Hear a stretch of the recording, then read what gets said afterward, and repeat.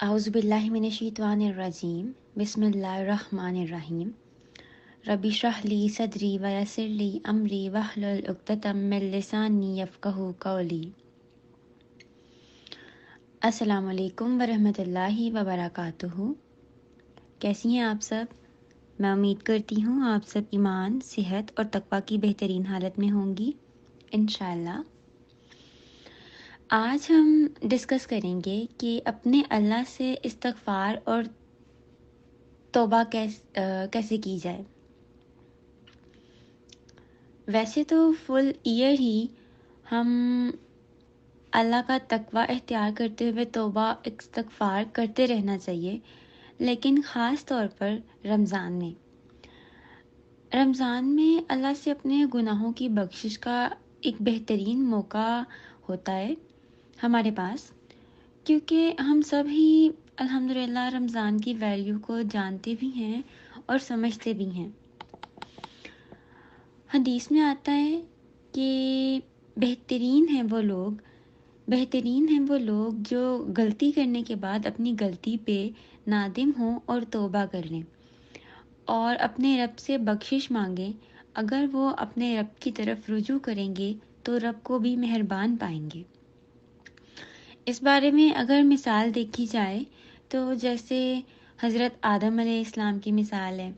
کہ حضرت آدم علیہ السلام نے جب اپنے رب سے رجوع کیا، جو گناہ ان سے ہوا، جو غلطی ان سے ہوئی، اس کے بعد تو اللہ تعالیٰ نے بھی اپنی رحمت ان پر عام کر دی۔ اب اس بات سے ہمیں ایک اور بات یہ پتہ چلتی ہے کہ غلطی کرنا انسان کے ڈیفالٹ سسٹم میں شروع سے ہے، جس کے ایک ڈیفالٹ سسٹم کا حصہ ہے،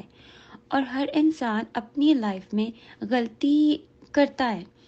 لیکن اللہ پاک نے جہاں انسان کے اندر غلطی کا سسٹم رکھا ہے، وہیں پہ انسان میں سوری کا مینس توبہ کا بھی سسٹم رکھا ہے۔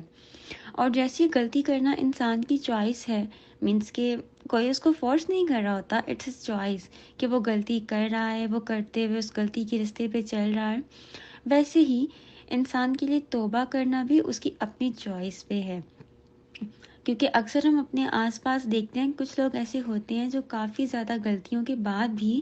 توبہ کی طرف راغب نہیں ہو رہے ہوتے، مینس کہ ان کو کچھ غلطیاں ایسی ہوتی ہیں جو فیل نہیں ہو رہی ہوتی کہ وہ غلطیاں ہیں۔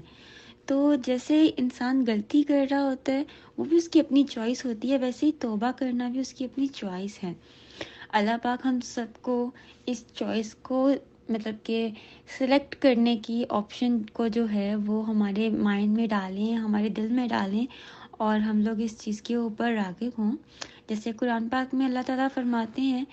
اے نبی صلی اللہ علیہ وآلہ وسلم، آپ کہہ دیجئے کہ اے میرے بندوں جنہوں نے اپنی جانوں پر زیادتی کی ہے، اللہ کی رحمت سے مایوس نہ ہو جاؤ، یقیناً اللہ سارے گناہوں کو معاف کر دیتا ہے، وہ غفور الرحیم ہے۔ اب یہاں سے ہمیں یہ پتہ چلتا ہے کہ ایک انسان کا غلطی کرنا اور سوری کرنا جیسے اس کے سسٹم کا پارٹ ہے، ویسے ہی نادم ہونا، ندامت فیل کرنا، گلٹی فیل کرنا بھی اس کے سسٹم میں فیڈ ہے، اور ہر انسان میں یہ فیلنگ ہوتی ہے۔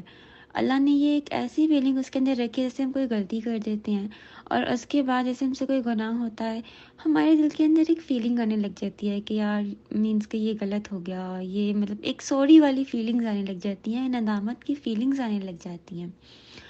تو جیسے غلطی کرنا اس کے سسٹم کا حصہ ہے، ویسے نادم ہونا بھی اس کے سسٹم میں فیڈ ہے، اور ہر انسان میں یہ فیلنگز ہوتی ہیں۔ اور اللہ تعالیٰ انسان کی غلطی کرنے کے بعد اس کی توبہ کے لیے خود رستہ بتاتے ہوئے فرماتے ہیں کہ اللہ کی رحمت سے مایوس نہیں ہو، مینس کہ جب تم غلطی کر لو، غلطی کے بعد تمہیں ندامت فیل ہو، اور ندامت فیل کرنے کے بعد تمہیں چاہیے کہ تم فوراً سے اپنے اللہ سے رجوع کرو۔ جیسے کہ پہلے بھی بات ہوئی حضرت آدم علیہ السلام کے بارے میں کہ انہوں نے غلطی کی، اور جب انہیں فیل ہوئی ان کی غلطی، وہ فوراً سے نادم ہوئے اور اللہ سے رجوع کیا، اور اللہ نے جیسے فرمایا کہ مایوس نہیں ہو اور توبہ کرو، اور بے شک اللہ بہت غفور الرحیم ہے۔ اسی طرح ایک اور جگہ آتا ہے، اے لوگو جو ایمان لائے ہو، اللہ سے توبہ کر لو، خالص توبہ۔ بعید نہیں کہ اللہ تمہاری برائیاں تم سے دور کر دے اور تمہیں ایسے باغوں میں داخل کر دے جن کے نیچے نہریں بہہ رہی ہوں گی۔ تو گویا غلطی کرنے کے بعد اگر کوئی انسان سچے دل سے توبہ کر لیتا ہے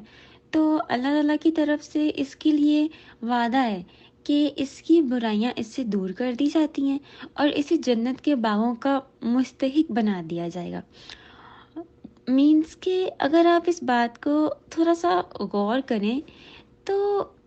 ہمیں یہاں سے یہ بھی پتہ چل رہا ہے کہ ہم نے توبہ تو کرنی ہے لیکن سچے دل سے توبہ کرنی ہے۔ یہ نہیں کہ صرف آپ اپنے الفاظوں سے توبہ سارا دن توبہ کر رہے ہیں لیکن آپ کے دل میں اس کے لیے کوئی فیلنگز نہیں ہے۔ اور رمضان تو ہے ہی سراسر اپنے گناہوں کی معافی کا موقع۔ رسول اللہ صلی اللہ علیہ وآلہ وسلم نے فرمایا کہ جس انسان نے ایمان اور احتساب کے ساتھ رمضان کے روزے رکھے تو اس کے پہلے گناہ معاف کر دیے جاتے ہیں، لیکن اگر کوئی شخص رمضان کا موقع پا کر بھی گناہ کی بخشش نہ کروا سکے تو ایسا شخص محروم ہے۔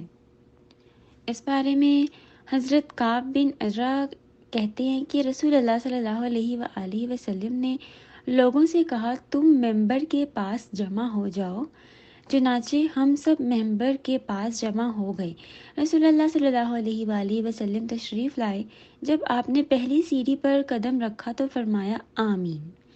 ایسے ہی جب دوسری سیڑھی پر قدم رکھا تو فرمایا آمین، اور جب تیسری سیڑھی پر رکھا قدم تو بھی فرمایا آمین۔ خطبہ دینے کے بعد آپ اب ممبر سے اترے تو ہم سب لوگوں نے اس کے بارے میں آپ سے پوچھا تو آپ نے فرمایا جب میں نے پہلی سیڑھی پر قدم رکھا تو حضرت جبرائیل علیہ السلام تشریف لائے اور فرمایا وہ شخص تباہ ہو جائے جس نے رمضان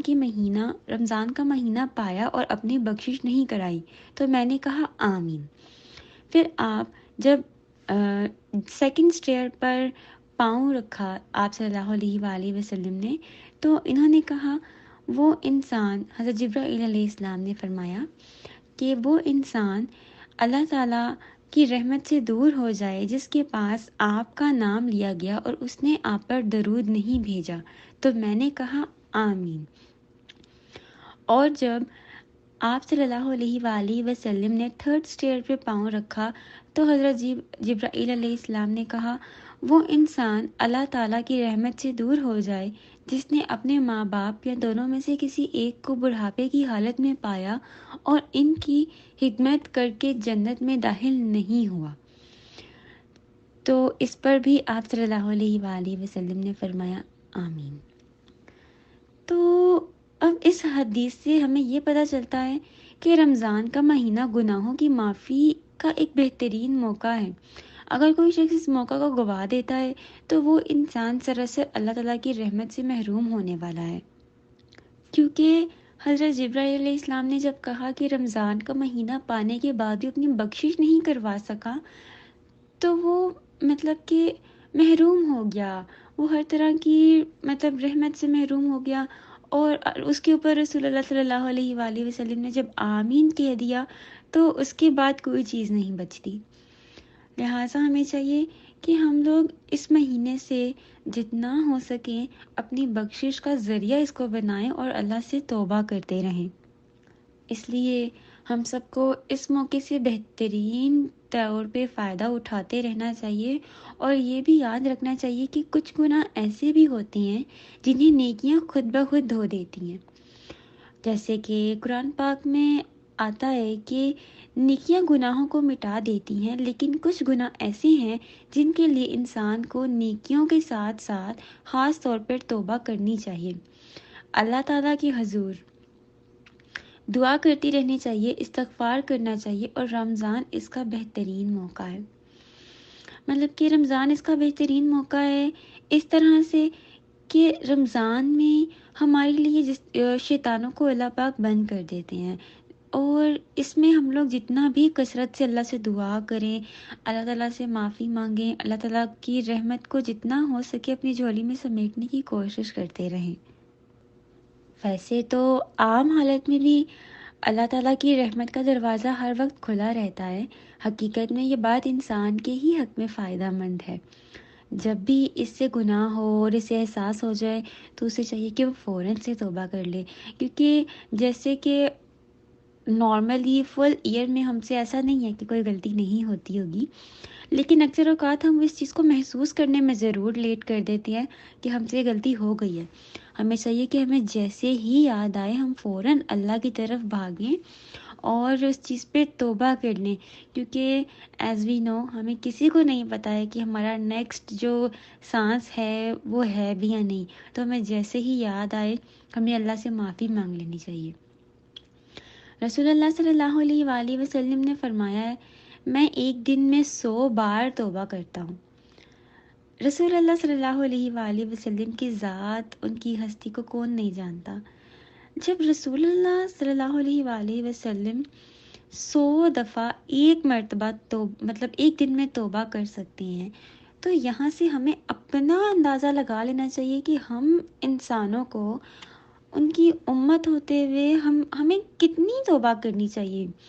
کہ اتنی توبہ ہوگی، کتنی بار، مطلب 100 ٹائمز تو رسول اللہ صلی اللہ علیہ وآلہ وسلم نے کی، لیکن اس کے علاوہ اگر ہم اپنا سوچیں تو ہمیں کتنا کرنا چاہیے۔ سنت تو 100 ٹائم کرنے کی ہے،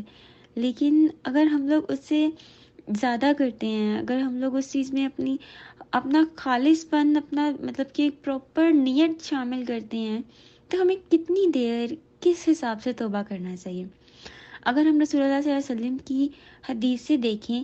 تو اس میں آتا ہے کہ انسان اگر استغفار کی کثرت کرے تو اللہ پاک اس کو ہر غم سے نجات دیتا ہے، اس کو ہر تنگی سے نجات دیتا ہے، اور اس کے لیے ایسی جگہ سے روزی کا وسیلہ بنا دیتا ہے جہاں سے اس کو اندازہ بھی نہیں ہوتا۔ ایک انسان اپنی ہر مشکلات کے لیے کتنا پریشان رہتا ہے، جب اس کی لائف میں پرابلمز آتی ہیں تو وہ کتنا مطلب کہ مشکل میں پڑ جاتا ہے، کتنا پریشان ہو جاتا ہے، اور سب سے زیادہ انسان جس کے لیے پریشان رہتا ہے وہ اس کی روزی ہے۔ کہ اگر دیکھا جائے آج کل کی دنیا میں تو ویسے بھی خاص طور پر سب لوگ، خاص ہوں یا عام ہوں، ہر کسی کو روزی کی فکر ہوتی ہے کہ کیسے کمائیں، کہاں سے لائیں، جبکہ اللہ پاک نے روزی کا وعدہ کیا ہے، پھر بھی انسان ہے اور وہ اس چیز سے بہت زیادہ ٹینس رہتا ہے، پریشان رہتا ہے کہ اب کیا کروں، کیسے کروں۔ تو اس کے لیے بھی رسول اللہ صلی اللہ علیہ وآلہ وسلم نے فرما دیا کہ استغفار کی کثرت کی جائے، جس سے کہ روزی میں مطلب اللہ پاک وہاں سے عطا کرتے ہیں جہاں سے آپ نے سوچا بھی نہیں ہوتا۔ اس کے علاوہ ایک اور حدیث میں آتا ہے کہ جب انسان گناہ کرتا ہے تو اس کے دل پہ ایک بلیک کلر کا نشان پڑ جاتا ہے۔ ہم نے اکثر سنا ہے کہ کہ ایک انسان جب گناہ کرتا ہے اس کے دل پر ایک بلیک کلر کا نشان پڑ جاتا ہے، اور جب وہ توبہ کرتا ہے تو وہ دھل جاتا ہے۔ مطلب کہ اگر وہ توبہ نہیں کرے اور وہ غلطی کرتا رہے، گناہ کرتا رہے، تو اس کا وہ جو ایک دل ہے وہ، آپ اندازہ لگائیں کہ وہ پورا ہارٹ ہی بلیک ہو جائے، لیکن جب وہ توبہ کر لیتا ہے تو اس کا دل صاف ہو جاتا ہے، وچ مینس اگر آپ یہاں سے دیکھیں تو ایک جو اس کا دل ہے وہ صاف ہے، اور صاف ہے تو پاک ہے۔ ہمیں چاہیے کہ ہم اپنے دل کو صاف رکھیں، جیسے ہی ہمیں کوئی چیز محسوس ہو ہم فوراً اللہ سے رجوع کریں۔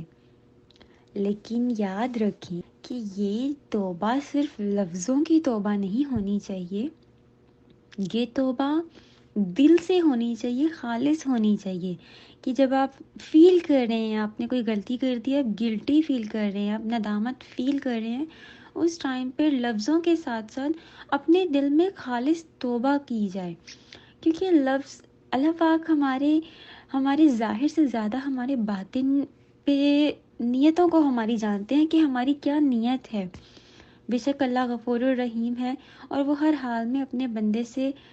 پیار کرتا ہے، تو ہمیں چاہیے ہم اپنے اللہ کے لیے خالص فیلنگز رکھیں۔ اور ایسے ہی استغفار نہ صرف بخشش کا ذریعہ ہے بلکہ ہمارے گناہوں کی وجہ سے جو ہماری لائف میں پرابلمس آ جاتی ہیں اس سے بھی نجات کا ذریعہ ہے۔ یہ ریپیٹ کر رہی ہوں لیکن جتنا ہو سکے توبہ کریں۔ اللہ پاک ہم سب سے راضی ہوں، اپنا بہت خیال رکھیں، دعاؤں میں یاد رکھیں۔ جزاک اللہ خیر، فی امان۔